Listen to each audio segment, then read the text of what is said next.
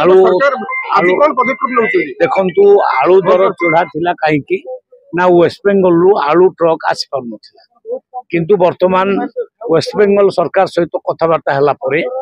आलू ट्रक आसीबा आरंभ हो जाइछि आ मार्केट रे रेट स्वाभाविक होबा आरंभ हो जाइछि वर्तमान 32-34 रेट रे मिलबा आरंभ हो जाइछि कोठे राज्य रे जो कोल्ड स्टोर अछि चालू नाही बा ये सरकार मध्य कोल्ड स्टोर कला नाही केते सचल अछि सर से बहुत कम अच्छी 8-9टी सचल अच्छी आउ सब गुड़ाक बंद अच्छी सर एबे आलूदर नियंत्रण पे व्यवसायी मानन को औषध बस कोन चेकअप देबे आज भी मार्केट में 40 टका बिक्री होची नाही मु सकाळु खबर नै छी विभिन्न मार्केट रे 34-35 एई प्रकार रेट रही सी आहुरी नियंत्रण को आसी जिवो जेते बेले सब गाड़ी वेस्ट बेंगल आसी